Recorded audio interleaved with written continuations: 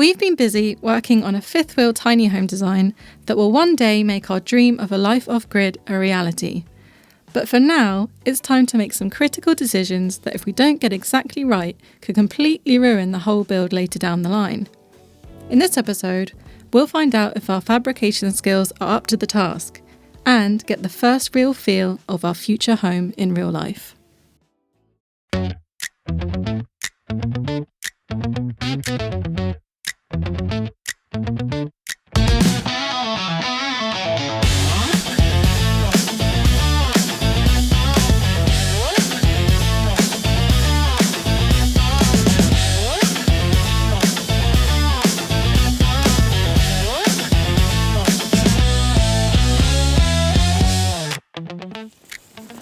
So that is our 2 trailer chassis rails done.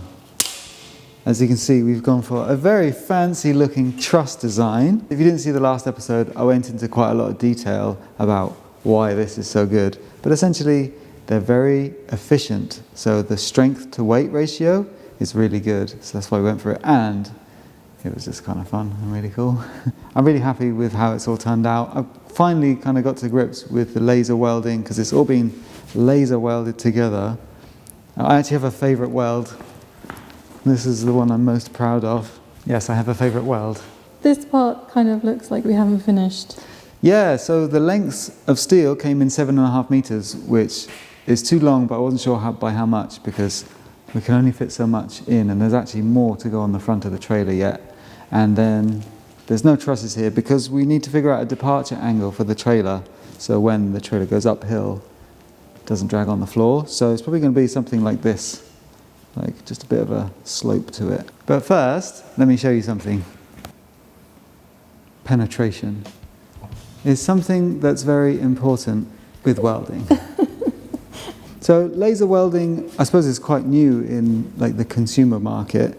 So for a bit of peace of mind, and I know a lot of you are interested as well, we did a penetration test to see how well the laser got into all the metal, merged it, and made it one. So to test it, I got 2 bits of box section, welded it together just as I'd done with the trussing, and then we cut it right through 2 of the welds. So this is a cross section of where 2 parts meet, just like we've got on the chassis rails. So what we've done to see the penetration is what's called an acid etch. First, you have to really sand the area as close to a mirror finish as you can. So I just went through a bunch of different grades of sandpaper from 240 all the way up to 600. And then you get some acid and you just submerge the part in a shallow bit of acid. So we couldn't get any because it's quite tricky to get acids online at short notice. So we borrowed some from Moose's battery. We just sucked some out with a pipette, put it in this little tray, and yeah, left this piece of metal in it for about, 20 minutes? And then washed it all off. It's important to neutralize the acid with some like bicarb. And now we can see the results, and it's good news. So hopefully it comes across on camera. This dark patch, that is the penetration from the laser weld. So you can see this piece has been fully penetrated, and then this piece, the radius would have come around like that. The V that's caused by the radius has been completely filled in, and it's penetrated most of the way through this piece as well. So overall, I think that's really good. I'm no expert in metallurgy.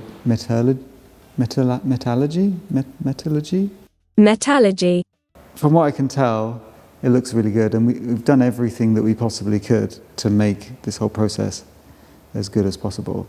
There's a good YouTuber called Joshua Delisle, and he tests loads of welders, and he has the xTool at the moment, and he did a really good video of testing loads of different welds, and then he did proper acid etching better than we could. The penetration test he did showed it was really good as well. So should I try and break it? Should I just hit it really hard with a hammer and see what happens? I don't really know how else to test it, to be honest.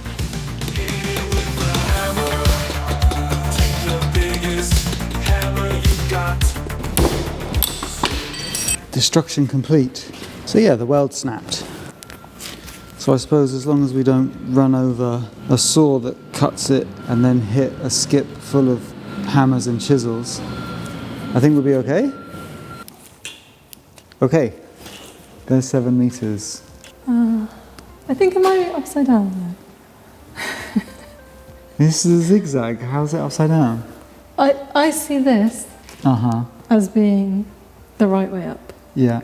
I think that it should end going up. And then when you put your departure angle in, you'll be able to come down in a kind of half truss to tie it together, and then they'll all be the right way up. That is a good idea. Okay, let's like tilt it forward. You ready? No.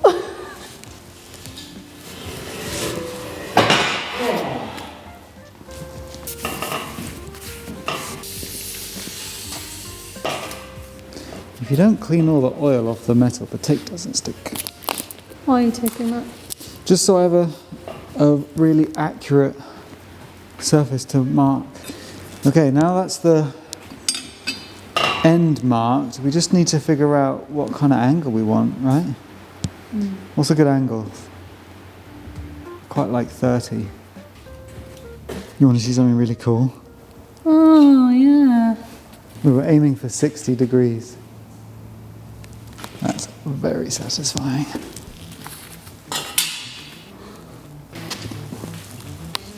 What's that?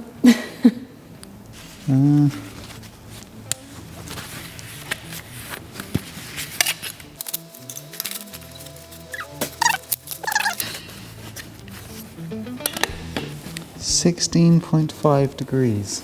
And does that mean that up here would be the same? I don't know. I think it will. Because the rails are parallel. Yeah. Yeah. Yeah, wait, ask me that question again. No. No, I can't. I'm smart. I am smart.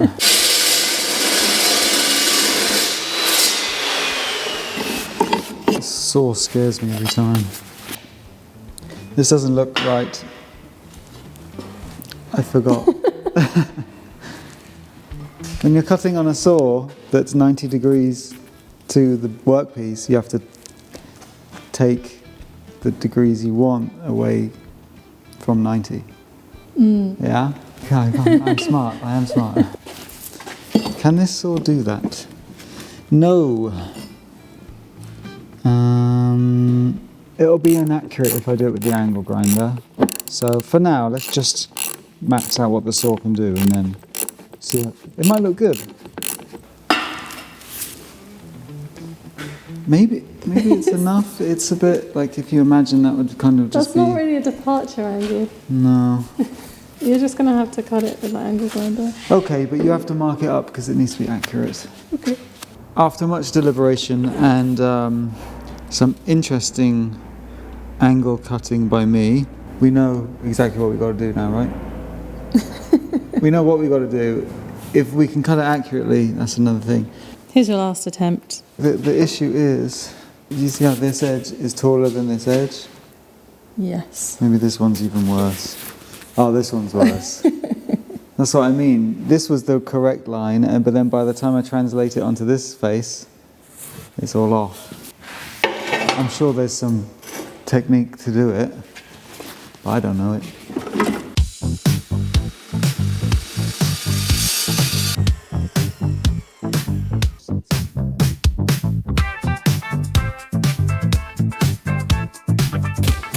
You guys might have a better solution for this, but it's always such a pain, isn't it, drawing on the steel, because it's covered in like a layer of oil. Can't find any pens that will write on it. So we find the best way is to cover it in tape and then draw on the tape. But that's also a pain. Do you have any suggestions for how to draw on fresh steel?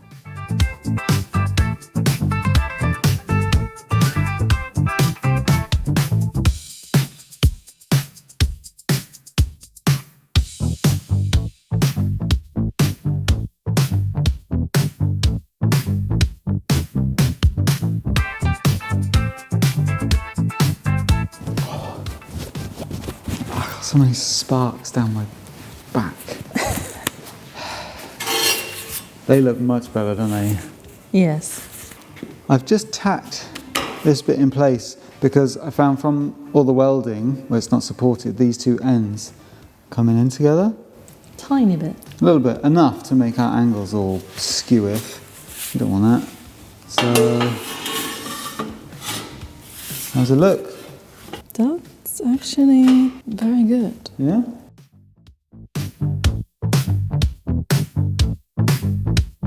This is the xTool welder and it is pretty cool. I've been using it for the last 3 months or so and it's been a really fun learning experience coming from only using a MIG set before.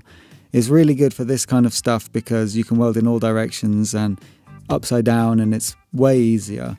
It can even weld underwater, which is a pretty cool party trick. We're incredibly lucky to have been given this awesome bit of kit from xTool, and you've probably seen that we've used it every chance we've got. But it's not just a welder, it's part of a bigger system called the xTool Metal Fab. The laser can also be used like a plasma cutter, either handheld or you can install it into the CNC table for super precise and repetitive cutting and engraving up to 10mm steel. You've also seen us use the cleaning function on the flatbed before painting it.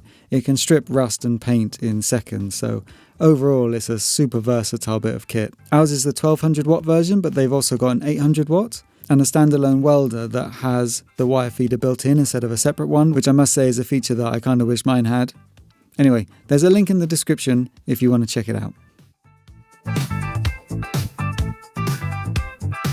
They're both done. How cool are they? Both finished. I think the departure angle looks really cool. I would have liked it to have been a bit longer, but that's just what we could do because it was getting too fiddly to weld and like get in. It's just how it worked out, but I think it looks really good. And I think if the trailer's ever at that much of an angle, we've got other problems. So that's really good. They're both super straight, really flat, and when you lift one up, there's no flex, there's no bowing. Actually, I wonder if I can show it. Like if I lift this up, there's nothing. So up and down, super stiff, really strong. Side to side, not strong, very floppy. But that's what the cross members are for. And that's what's going to go in next. But first, as you can see, we've had a bit of a rejig, and we've also made that behind you. This is our mezzanine, or the start of the mezzanine. It's been approved by everyone that needed to approve it, and yeah, it's all good. This is the kind of frame, and then wood on top, wooden floor, and I got approval for the shed from Haley. So we bought a shed, it's on its way, and it's going to go up there, which is pretty cool. So overall a good day. These are important. Look at them. Boing.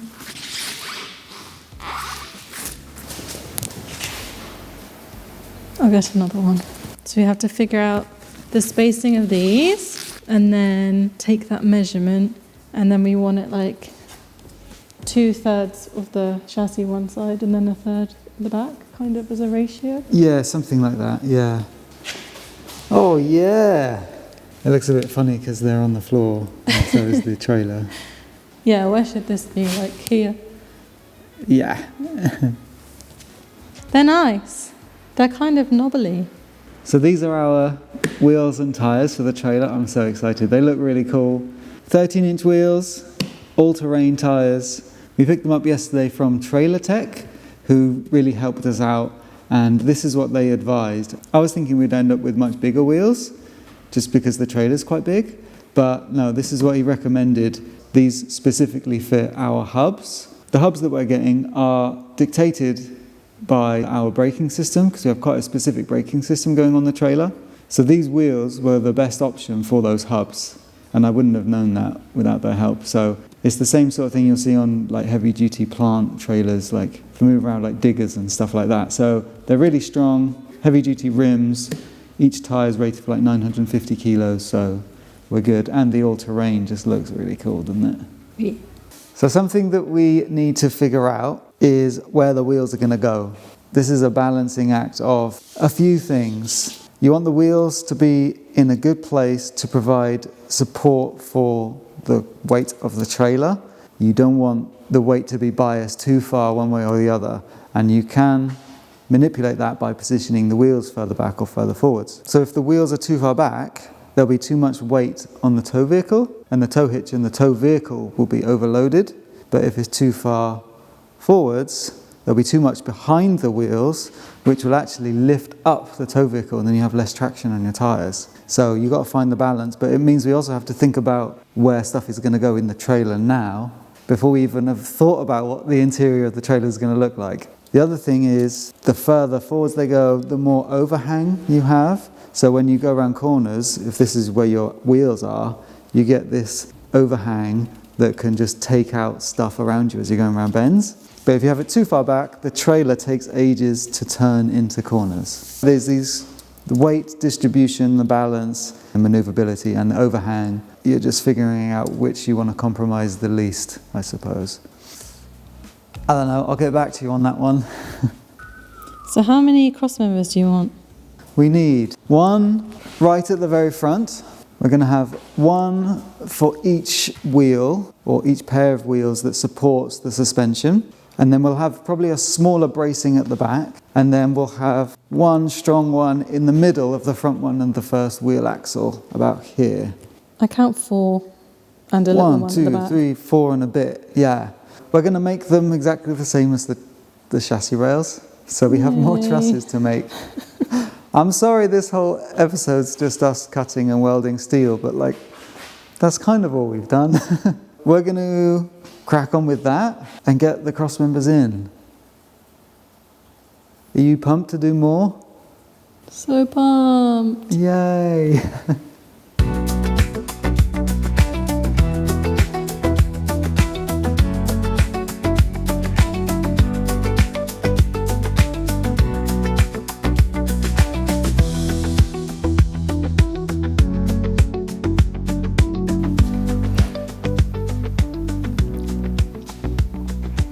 So that one didn't take too long, did it? Or cutting all the bits. Yeah, it wasn't too bad. We're definitely getting quicker at it. And now, because the bits are smaller, we can use our welding table. It's the first proper job the welding table's had in like... a long time. I don't know when we made it. It was, long time ago. So we've just got all the bits clamped up to the table, and then once one's done, we'll use it as a template for the others. I was a bit worried about doing that on the frame, because I thought that if there was an error in one, it would just translate onto the other one. Is translate the right word there? Transfer. Transfer. We're just going to get the diagonals in, tack it up. Okay, let's get cracking.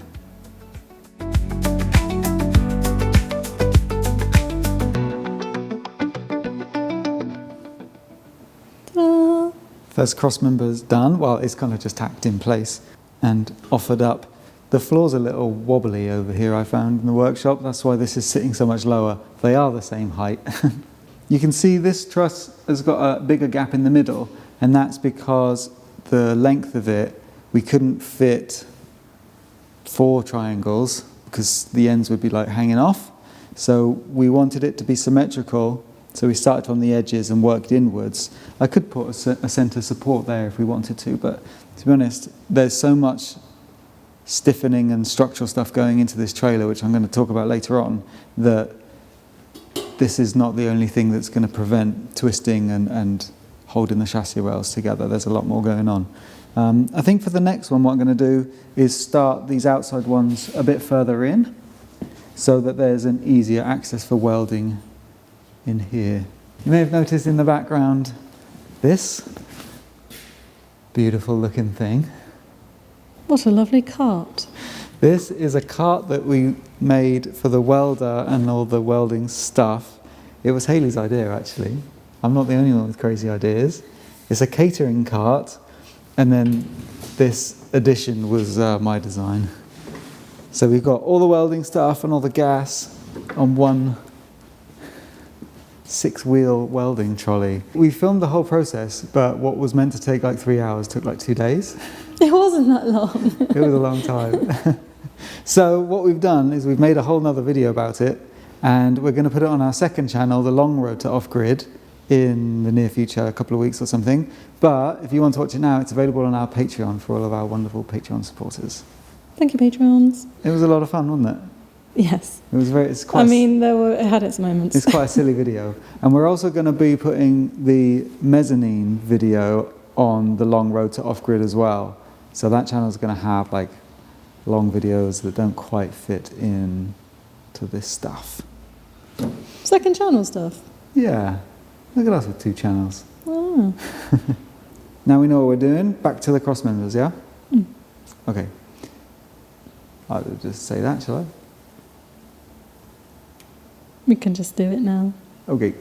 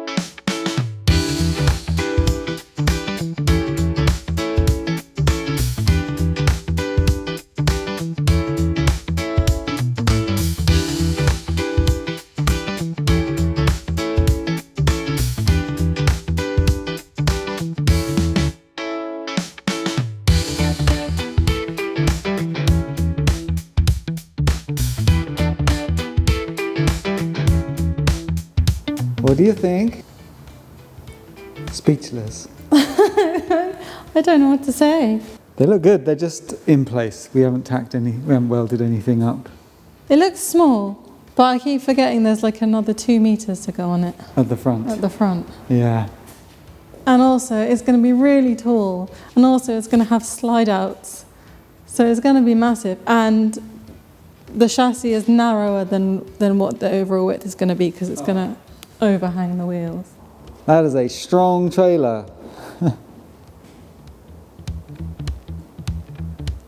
Would you like to tell them about the plans for stiffening the chassis where you're standing? Yes. We're going to be building storage into the rails because there's loads of room for storage, water tanks, that sort of thing. But the storage tanks and boxes are going to become part of the chassis. There'll be stress members holding it all together in like a grid. We're going to have like plates coming underneath the chassis with bolts coming up, and then we're going to build boxes and they're going to bolt onto the bottom of the chassis rails. And then at the top, it will kind of tie into the underside of the habitat as well. So it's all going to be like intertwined and interlocked and very, very strong.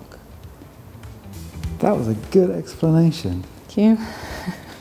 Should we jump to CAD Pete? Yeah, you show him, CAD Pete. Thanks, guys. Now, although what Hayley's just described could look a lot like a hot tub sunk into the floor of the trailer, unfortunately, that's not the case. Although... No hot tubs. Okay. So in that case, it remains useful underfloor storage, I think. This is all kind of early days, but we know that we want to maximise the storage under the floor in between the chassis rails. So if we take it all out, you can see that there's quite a big gap between the cross members of the trailer. It's actually around 2 meters, which is quite a big distance, and usually you'd expect to see a cross member around every 600 mil to 1 meter. So what we're going to do is, like Hayley said, we're going to make these storage boxes a stress member of the trailer, and that means it's going to help stiffen the trailer and stop it from being able to twist and bend too badly and just generally stiffen everything up. Now, my idea on how to do this for now, because I haven't quite finished designing everything, is to start with this steel frame metal basket looking thingy, and that frame is going to be encapsulated in fiberglass, so it's going to form part of a larger composite shell. So it'll be fiberglass on the outside, and then it'll have the steel frame, and then there'll be a layer of rigid insulating foam, followed by an inner skin of fiberglass. So that's going to kind of just float here, and it's not really doing very much in terms of stiffening everything up. So we have to think of a way of tying this frame into the chassis rails and the cross members in a way that spreads the load well. It needs to bolt in place so we can take the habitat off if we ever need to, and it needs to leave a decent gap all the way around so we don't make a trap for all the rain and mud to settle on the chassis. So that's where these brackets come in. These are what's going to hold the storage box to the chassis. They'll be made from some sheet that's welded to that green basket looking thing we saw earlier, and they'll protrude through the fiberglass skin and then be picked up by some brackets that are welded to the chassis and cross members. And they'll have bolt holes that match up, and it'll all just bolt together super easy, and I'm sure it won't be complicated at all. And because these brackets are on the corners of each box, we're essentially creating a big X brace between the cross members and the chassis rails, and that's a really strong shape, and it really should help stiffen everything up. As you can see, the top protrudes slightly higher than the chassis frame, and that's because these bits are going to pick up the fiberglass or GRP framing that's going to be encapsulated in with the floor insulation. So in the floor there's also going to be a big grid of this GRP box section. GRP is glass reinforced plastic, and you can get it in common box section sizes.